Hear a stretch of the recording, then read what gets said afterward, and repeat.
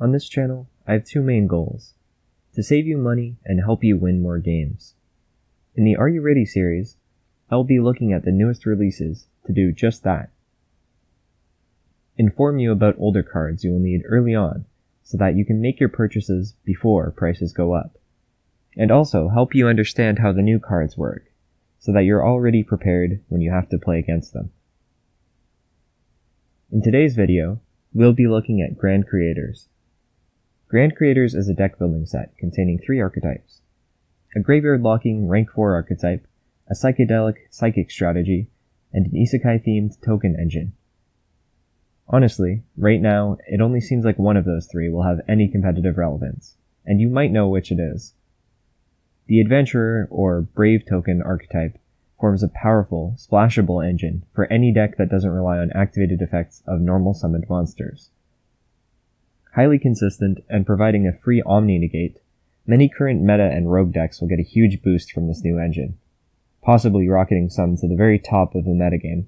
In this video, I will give a rundown of how the Brave engine functions, as well as detail 4 decks that are likely to use it. I recommend that if you have interest in any of the decks, that you pick up the required pieces quickly before others get the same idea. In preparation for this video, I've looked at dozens of OCG topping decks that utilize the Adventurer engine. So this isn't just theory. These recommendations I'm making are based on results. We must keep in mind that the OCG is a different format, however, which is where my own judgment comes in. I've used both my own knowledge as an experienced and accomplished competitive player in combination with cold hard results to give you the best preparation for this new set and its implications. First, I'll do a quick overview of the new cards that will likely see play. Water Enchantress is an extender if you already control the Adventurer token. It can banish itself from hand or grave to search RITE of ARAMESIA. A normal spell that specials the Brave token and then activates Fateful Adventure directly from the deck. Fateful Adventure is a continuous spell that searches any monster in the archetype and can search the in-archetype equip spells too.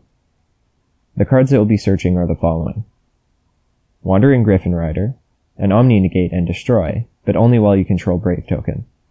It can special itself from the hand if you control Brave token or no monsters at all. Illegal Knight. Same summoning condition, but instead of an Omni Negate, it's a quick effect, Bounce, while you control the token. And finally, the best equipped spell, Dragon Steed.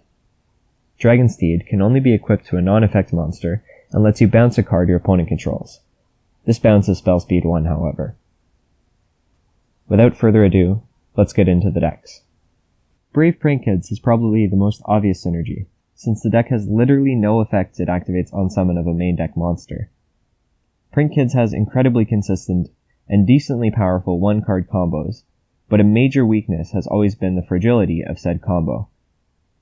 By putting out an Omni Negate before going into Meow Meow, the deck has a newfound resilience and also an improved ceiling. The compact engine in Pranks can also easily accommodate the Adventurer engine, making this an obvious choice. I recommend anyone interested pick up this deck now while it's still so cheap. Onto the other PK, Phantom Knights. Phantom Knights is a bit less of an obvious choice, but still a very strong one. Although some concessions must be made from the typical list, such as cutting some of the extenders and Tour Guide, the former for space and the latter for obvious reasons. The engine does similar things here as it does for Pranks, protecting against interruption and raising the ceiling. Notably, adding a much-needed spell trap negate in the form of Griffin Rider's Omni Negate. Enchantress is also a level 3 with a special summoning condition. I wonder if that's relevant for this deck. And since its search effect can be used from hand or graveyard, you can still search something after using it as material.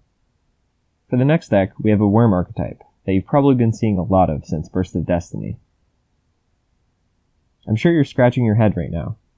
Sword Soul basically revolves around effects activated on normal summon. How could that possibly work? Well, maybe it will, maybe it won't, but I'm actually talking about the other Worm archetype, TENYI. TENYIs, being an entire theme of monsters that special summon themselves and gain strength from controlling a normal monster, have a bit of synergy with the Adventurer archetype. The OCG version of Brave TENYI is a combo deck, revolving around the powerful Yangzing synchro, Denglong. You may already be aware, but in the TCG, Denglong is banned. For that reason, this entry is a bit more speculative than the others. I think that without Denglong, a Brave TENYI will not be a combo deck. It will be closer to how a pure TENYI has functioned in the past, only a lot more powerful. Going second, TENYI is very strong, as demonstrated in tournament in TENYI Sword Soul. Now, the deck will have additional bounces in the form of Dragonsteed and Illegal Knight. Going first, a weak point of the deck, it will now also be able to put out an Omni-Negate. Although we don't have Denglong, something the TCG does have that the OCG doesn't is Incredible Ecclesia. That means that there is a way to get into Mo Yi and Taya without normal summoning them. So, Sword Soul TENYI Adventurer is a real possibility. Or maybe just Sword Soul Adventurer. We'll have to see which way the deck settles. Finally, there's an archetype that we do not fully have yet, so I'll only mention it briefly. Branded Despia Adventurer is dominating in the OCG. Once Albaz Strike comes out in April, I expect that deck to be quite dominant here too. Keep an eye out for Are You Ready For Albaz Strike. Also, we have some honorable mentions. Eldlich, Plant Link, aka Sun Avalon, and possibly Sky Striker all could see some benefits from the engine. Another additional implication for the format, Token Collector becomes a much stronger tech option, hitting not just Sword Soul now, but a large variety of decks. Donovan here. So I recorded this video before the ban list came out. In light of that, a couple of my recommendations here are even better. For some reason, Phantom Knights received absolutely no hits, Protoss got banned, making them even stronger, and they're allowed to keep SCYTHE and Dagda.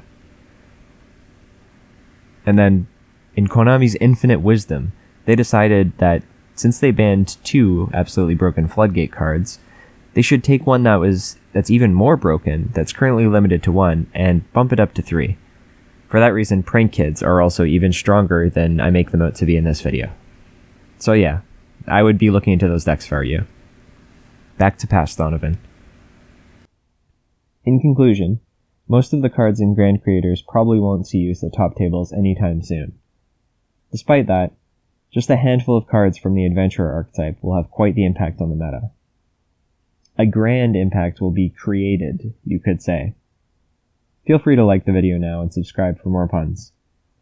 Seriously though, I hope this video helped you become more prepared, be it financially or competitively. Also be sure to let me know which decks you'll be trying the Adventurer engine in. Thanks.